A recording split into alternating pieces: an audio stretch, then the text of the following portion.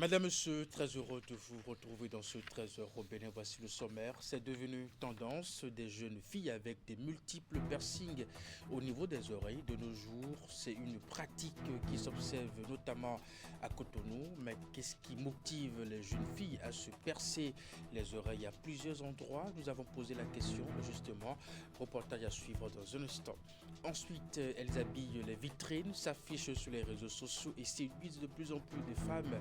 Les perruques sont devenues véritables accessoires de beauté, mais pour conserver leurs éclats et éviter les désagréments liés à une mauvaise hygiène, elles demandent un entretien régulier. Comment entretenir les perruques? On partage avec vous quelques astuces dans ce 13h au Bénin. Et pour finir, le président du comité des rites vaudou du Bénin a convié le samedi 4 juillet l'ensemble des dignitaires et autres gardiens de la tradition à une conférence sur la théologie vaudou. C'est une initiative qui vise à travers des explications détaillées sur ce qu'est le vaudou dans son étymologie et sa genèse afin de déconstruire les allégations diaboliques et mensongères que certaines obédiences religieuses profèrent contre le vaudou. Voilà pour vous le sommaire de cette édition. À nouveau bonjour et bienvenue si vous nous rejoignez. Il n'est pas rare de trouver dans la circulation et un peu partout des jeunes filles avec des multiples piercings au niveau des oreilles. De nos jours, le phénomène prend de plus en plus d'ampleur, notamment à Cotonou. Mais qu'est-ce qui motive les jeunes filles à se percer les oreilles à plusieurs endroits? Vigila Rodéon a posé la question à celles qui s'adonnent à cette pratique et qui offre une diversité d'appréciation dans la société, en l'occurrence au sud du Bénin, où le fait de se percer les oreilles à plusieurs endroits ne relève pas forcément de la culture. Voici les images. Les boucles d'oreilles, de petits bijoux qui ne passent plus désormais inaperçus. Au nez, aux oreilles ou à d'autres endroits du visage, les habitudes des jeunes filles de Cotonou changent radicalement en ce qui concerne le piercing. Celles qui n'avaient par le passé qu'un seul piercing par oreille se retrouvent aujourd'hui avec 2, 3, sinon 5 de part et d'autre. Je ne sais pas si c'est pour se rendre belle aux hommes ou bien c'est pour faire attirance aux hommes. Sinon avant, les gens n'ont pas l'habitude de faire ça. Pour certains, c'est juste un effet de mode. On fait ça seulement juste comme ça. C'est pas qu'il y a quelque chose. Naturellement, moi je suis belle, donc deuxième trou là, ça ne marche plus, puisque c'est ma grande soeur qui m'a fait ça.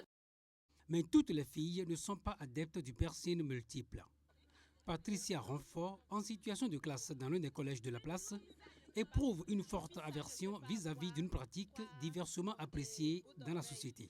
Une fille sage ne peut pas avoir 3 bouts d'oreilles sur l'oreille. C'est pas bon de faire ça. Moi, je ne dirais pas que c'est une mauvaise chose. Parce que cela va d'une culture à une autre. Vous voyez, bon, quand on voit chez les Yoruba, ça ce n'est pas un problème. Bon, chez nous, les fonds, parce que moi je suis fond, c'est pas autorisé. Dans la sociologie béninoise, ce phénomène devenu banal chez les jeunes filles d'aujourd'hui offre 3 niveaux de perception, notamment dans la culture Adjatado du sud du Bénin. La première, c'est la perception de ma grand-mère. Dans son mental à elle, chaque oreille ne peut porter qu'un seul piercing. Terminé. La deuxième catégorie de perception, c'est des gens comme nous. Nous voyons, nous constatons, nous jugeons intérieurement, mais nous ne jugeons pas ça publiquement. Nous estimons que ce n'est pas bon. Et nous allons même jusqu'à cataloguer celles qui font ça. Nous les voyons comme, entre griffes, des prostituées. Et nous estimons que des femmes normales, responsables, ne peuvent pas se comporter comme cela. Et la troisième et dernière catégorie de perception, c'est ceux pour qui ça ne veut rien dire. Chacun est libre de faire le nombre de piercings qu'il veut sur ses oreilles. Parce qu'il n'y a pas que les... De l'avis du sociologue, le phénomène ne saurait être la conséquence d'une défaillance éducationnelle parentale. La société d'aujourd'hui est une société d'influence et face à l'école, aux médias, aux réseaux sociaux et à la rue, il faut être mentalement et psychologiquement fort pour assumer ses choix. Elles habillent les vitrines, s'affichent sur les réseaux sociaux et séduisent de plus en plus de femmes. Les perruques sont devenues véritables accessoires de beauté, mais pour conserver leur éclat et éviter les désagréments liés à une mauvaise hygiène, elles demandent un entretien de façon régulière. Réponse dans ce reportage. Longue et soyeuse chez certaines, courte et stylée chez d'autres, la perruque est aujourd'hui plus qu'un simple artifice de beauté pour les femmes. Elle sublime le visage, affirme et affine un style. Elle renforce parfois la confiance en soi. Avec les perruques, rapidement, elles changent de coiffure, elles donnent de l'esthétique. Vraiment, la beauté féminine, ça se passe là. Devenue incontournable, la perruque s'impose sous diverses formes. Des teintes naturelles aux couleurs les plus électriques, des coupes carrées strictes aux ondulations infinies, le choix est immense et s'offre selon les bourses. Pour beaucoup de femmes, la perruque offre une liberté précieuse. La perruque est là permanemment. Quand tu veux sortir, tu peux prendre. Quand tu n'es pas encore prêt pour te tresser. J'aime pas trop m'asseoir. Or, avec les perruques maintenant, rapidement, on te met ça sur la tête juste avec un peu de peigne. Tu peux partir là où tu veux. Pourtant, une fois l'achat effectué, la réalité rattrape vite les passionnés. Une perruque non entretenue perd son éclat, s'en mêle et dégage selon les cas une odeur répulsive. D'autres laissent ça là. C'est quand ils ont peut-être besoin de ça.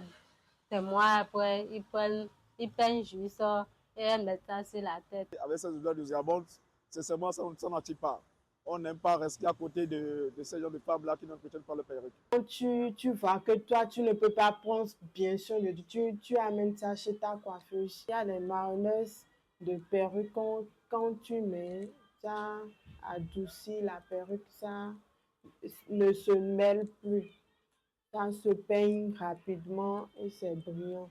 L'entretien hebdomadaire de la perruque dans les salons de coiffure coûte au bas prix 5 000 francs CFA. Et toutes les bourses ne peuvent s'offrir ce luxe. Alors, pour garder une perruque impeccable, certaines femmes ont leur secret d'entretien. Si la perruque est bien naturelle, si tu mets ta main dans l'eau même et tu frottes ça dedans, ça devient... C'est mon façon quoi. Si tu n'as pas le temps d'aller chez ta coiffeuse, tu peux mettre un peu de l'eau et peigner facilement. Avec un peu de patience et les bons réflexes à la maison, plus besoin de se ruiner pour rayonner. Adieu les odeurs qui répugnent. La coopération bilatérale entre le Bénin et l'Angola s'intensifie dans le domaine de la connectivité aérienne, du commerce et des investissements, de l'agriculture, de la culture, du tourisme mémoriel à la faveur des premières consultations diplomatiques et politiques entre les deux États. Les diplomates en chef ont aussi, bien entendu, convenu de signer dans les meilleurs délais l'accord relatif aux services aériens. La question des afrodescendants a aussi préoccupé lors de la rencontre tenue au ministère des Affaires étrangères à Cotonou ce samedi. Oulame Cliquant, Rachidi Soubirou. Le communiqué conjoint qui sanctionne les travaux de cette première session des consultations diplomatiques et politiques entre le Bénin et l'Angola donne à voir de belles perspectives. Les deux États vont approfondir leur coopération en matière de connectivité aérienne, des investissements, d'agriculture, de culture et de tourisme mémoriel. La ministre des Affaires étrangères, chargée de l'intégration des afrodescendants du Bénin, Corinne Amaury-Brunet, et son homologue des relations extérieures de l'Angola, Tété Antonio, ont échangé le texte final de l'accord relatif aux services aériens. Un accord prévu pour être signé sous peu dans le but de promouvoir les échanges économiques et commerciaux et de faciliter la mobilité des personnes. Les deux parties se sont également engagées à promouvoir, sur une base de réciprocité, le renforcement des capacités linguistiques des cadres et hauts fonctionnaires des deux pays, ainsi que la formation des diplomates. À la faveur de la rencontre tenue avec la participation de Olusegun Adjadi Bakari, ministre béninois du Tourisme et du Commerce extérieur, en charge de l'industrie, de l'intégration africaine et de la promotion de l'investissement privé, les deux pays ont également souligné le potentiel de leur partenariat pour favoriser de nouvelles dynamiques au sein de l'espace atlantique. Ils vont y arriver en valorisant les liens historiques, culturels et humains qui unissent leurs peuples et les communautés afrodescendantes. Après le tête-à-tête et la séance de travail ayant abouti à ces conclusions, le ministre angolais des Relations extérieures s'est rendu dans l'après-midi de ce samedi à Ouidah pour découvrir le riche patrimoine culturel et mémoriel du Bénin. Les deux États vont franchir une nouvelle étape de leur coopération par la tenue à Luanda en 2027 de la première session de la Grande Commission mixte de coopération et la deuxième session des consultations diplomatiques et politiques. On parle toujours coopération, célébration du 105e anniversaire du Parti communiste chinois et les 110 ans de coopération entre la Chine et l'Afrique au Bénin. Pour marquer d'une pierre blanche cette commémoration, la partie chinoise a organisé un séminaire sur le thème « Un nouveau point de départ, un avenir partagé » où œuvrer ensemble au développement des relations sino-béninoises. Cette rencontre qui a eu lieu à l'ambassade de la Chine au Bénin a été une occasion de renforcer les liens de solidarité et de partager les expériences et de développement. Florence Bossard, Simon Rolon. La double commémoration du 105e anniversaire du Parti communiste chinois PCC et des 110 ans de relations diplomatiques Chine-Afrique met en lumière un partenariat stratégique. Au Bénin, cet héritage et cette alliance de longue date se traduisent par une diplomatie très active.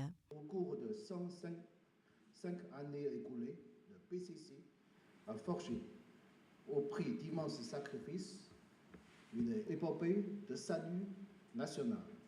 La Chine et l'Afrique sont toutes deux engagées dans la poursuite de la modernisation. Sans la modernisation de la Chine et de l'Afrique, il n'y aura pas de modernisation mondiale. La Chine soutient fermement les pays africains dans leur exploration d'une voie de développement adaptée à leur réalité.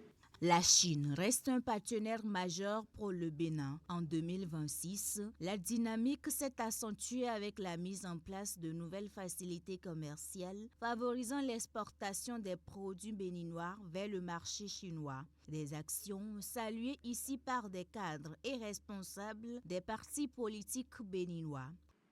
Aujourd'hui, la coopération sino-africaine constitue l'un des piliers majeurs de la coopération sud-sud. À travers le Forum sur la coopération sino-africaine, FOCAC, elle a permis la réalisation de nombreux projets. Le Bloc républicain entretient avec le PCC un partenariat actif, fait d'échanges réguliers et de visites de travail. Au cours de cette double célébration, de nouveaux engagements ont été pris pour le renforcement de la coopération entre la Chine et l'Afrique. Dans la suite de cette édition, la gouvernance économique exemplaire du Bénin au titre de l'année de la décennie 2016-2026 est documentée et son chef d'orchestre, le ministre d'État, Romier de Wadani, devenu président de la République, est porté sur un piédestal. C'est à travers l'ouvrage intitulé « Le sacre de la vertu, hommage à Mozart du financement du développement » dont le lancement et la remise officielle sont effectués vendredi dernier à Cotonou. Le point de la cérémonie dans ce reportage. Fruit de la réunion de 28 plumes averties, le sacre de la vertu, hommage à un Mozart du financement du développement, fixe les performances majuscules d'un homme d'État qui, en 10 ans, a fait du Bénin une référence internationale en matière de gouvernance économique. Un best-of des réformes et exploits réalisés sur les marchés financiers par cet architecte et bâtisseur hors pair de l'économie nationale est présenté par le professeur Nikes Médé dans un langage footballistique dont le choix est justifié par l'actualité sportive. Il y a eu ce trophée de la transparence des finances publiques, mais il y a eu ensuite le trophée des meilleures souscriptions d'eurobonds et de soukouk sur les marchés financiers européens et proches orientaux. Écrit sur la base d'une démarche scientifique ayant impliqué la cooptation de ces auteurs, l'essai lancé lors de cette cérémonie porte des ambitions qui vont au-delà des limites d'un hommage éloquent. L'ouvrage a donc vocation, mesdames et messieurs, de servir d'un cadre de référence destiné à nourrir durablement la réflexion sur les politiques publiques au Bénin, en Afrique et au-delà. Le sacre de la vertu est officiellement remis au ministre délégué chargé des finances et de la microfinance qui profite de l'occasion pour dévoiler les 3 valeurs cardinales de Romuald Guadagni. Primo, la compétence technique qui nous permet bien évidemment de transformer les théories économiques en levier concret de croissance. Deuxièmement, la discipline qui, elle, est indispensable pour maintenir le cap budgétaire. Tertio, le sens élevé du service public. Le sacre de la vertu, hommage à un Mozart du financement du développement, comprend 4 grandes parties pour 644 pages. Parlons à présent de cette petite révolution numérique qui attire l'attention ces jours-ci. C'est l'application Elle, une innovation technologique bien connue dont la gente féminine qui s'offre désormais une métamorphose plus connectée, plus intuitive. Cette nouvelle version intègre désormais un service de téléconsultation médicale. Le lancement de la deuxième version de l'application Elle a eu lieu vendredi dernier à Cotonou. Voici le compte rendu. En 2024, vous étiez là, nombreux avec nous, à assister au lancement de la première version de l'application Elle. Une application qui, à l'époque, permettait aux femmes de suivre leur cycle menstruel, d'avoir accès à de l'information fiable de santé, des rappels sur l'autopalpation mammaire et être redirigées. Au fil du temps, nous avons écouté, nous nous sommes adaptés, et nous avons réajusté notre outil. Et c'est le résultat de cette réadaptation qui présente aujourd'hui la nouvelle version de l'application Elle. Cette innovation technologique qui se veut l'ami intime de la fille et de la femme ouvre désormais une fenêtre sur la téléconsultation. Vous choisissez un professionnel de santé et après la demande de consultation, le professionnel accepte votre demande de consultation. Vous passez au paiement. Et ensuite, vous rejoignez la visioconférence pour votre téléconsultation. Le médecin a la possibilité de vous envoyer votre ordonnance et les bons d'examen s'il y en a. En facilitant l'accès à la téléconsultation, cette application apporte une réponse pragmatique et concrète aux défis de proximité et de confidentialité auxquels font face les jeunes filles et les jeunes femmes. Soutenue par des acteurs sociopolitiques et des professionnels du corps médical, cette nouvelle version de l'application Elle offre plus de flexibilité et d'impact positif avec une garantie maximum de sécurité. Il suffit juste de télécharger cette application pour se déplacer avec sa clinique en poche. On parle religion à présent. Le vaudou n'est pas violence, mais plutôt humaniste. Je tiens ces mots du professeur Maouyon Kapo, le président du comité des rites vaudou du Bénin, qui a convié samedi dernier l'ensemble des dignitaires et autres gardiens de la tradition à une conférence sur la théologie vaudou. Cette initiative qui vise à travers des explications détaillées sur ce qu'est le vaudou véritablement dans son étymologie et sa genèse et déconstruit les allégations diaboliques et mensongères que certaines obédiences religieuses profèrent contre le vaudou, pris comme philosophie, comme spiritualité, comme bien évidemment comme culture. Les témoins de cette conférence justement pour Canal 3 Télévision, Vigida Rolignon, Moufli de Sagbouran pour le compte rendu. De tous les départements du Bénin, rois, dignitaires et autres responsables du culte vaudou ont massivement fait le déplacement du Palais des Congrès de Cotonou pour ne jamais se faire compter une initiative dont la finalité est de restaurer le vaudou dans son essence. Cette conférence sur la théologie vaudou, le président du comité des rites vaudou du Bénin l'a voulu pour démanteler d'une part le bloc d'attaque érigé par d'autres confessions religieuses contre la culture béninoise et rétablir d'autre part la vérité sur le vaudou dans sa plénitude sémantique et dans son humanisme. J'ai appris et j'ai entendu que le vaudou est violence, que le vaudou permet de tuer des enfants, des femmes pour augmenter sa longévité. J'ai souri et j'ai dénoncé l'idiotie de ceux-là qui annoncent des conneries de ce genre. Dans ses explications, le conférencier s'est donc attardé sur ce que la théologie du vaudou n'admet pas la mort. Le vaudou considère la vie comme inarrêtable. Ceux qui ont été avec nous et qui ne sont plus Le vaudou a un rituel spécifique que l'on appelle l'ancestralisation, qui permet maintenant à ceux-là de devenir des saints dans l'égrégore de la collectivité que nous appelons les Asainho. Pour le professeur Mauyo Kakpo, le vaudou est d'abord une philosophie, ensuite une spiritualité et donc une religion, et enfin, de façon définitive et incontestable, une culture. Et en tant que religion, le vaudou admet la création par un être absolu qui est le créateur. J'ai parlé du Maou, de Olodumare, de Olorungusuno ou bien Pakeda dans d'autres langues, qui signifie toujours celui qui a tout créé et que rien n'a créé. Dans la culture et la spiritualité vaudou, la fraternité, la solidarité, la tolérance et le respect de l'autre et des biens publics sont entre autres les valeurs à cultiver, à l'opposé du parjure, de la traîtrise, de la convoitise, du mensonge et de l'adultère que le serment vaudou interdit.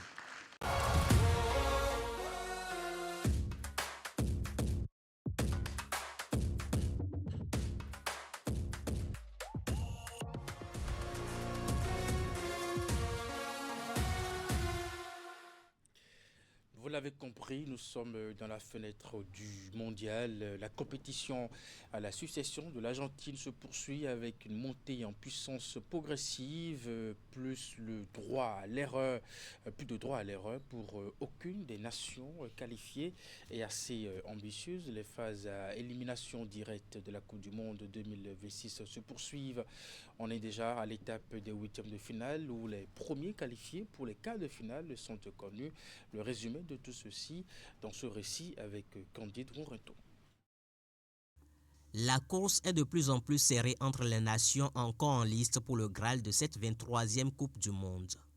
À l'étape des huitièmes de finale, le Maroc, l'un des deux pays africains encore en lice, sort le Canada et s'ouvre les portes des quarts de finale pour la deuxième fois consécutive. Dans un match où chaque équipe a eu sa mi-temps, le Canada n'a pas su profiter de la sienne en première période où les Marocains étaient en difficulté offensivement et s'offre un éclatant succès 3-0 avec un doublé d'Ounaï et un but de Raimi. L'aventure se poursuit pour le Maroc qui joue en quart de finale la France victorieuse du Paraguay en huitième de finale. La Norvège a obtenu une qualification historique pour les quarts de finale, la première de son histoire en 4 participations. Face à la Seleção du Brésil, les Vikings portés par Erling Haaland s'imposent sur un score de 2-1 et filent en quart pour la toute première fois de leur histoire. Une nouvelle désillusion par contre pour le Brésil, éliminé cette fois-ci en huitième de finale du mondial à 48 nations après avoir été éliminé en 2022 en quart de finale. L'Angleterre est la 4e de la liste à obtenu sa qualification. Les Free Lions ont obtenu la leur face au Mexique, deuxième pays co-organisateur de cette 23e Coupe du Monde, à prendre la porte après le Canada. Au bout d'un match fou, les Anglais s'imposent sur un score de 3-2 et assurent leur place en quart de finale.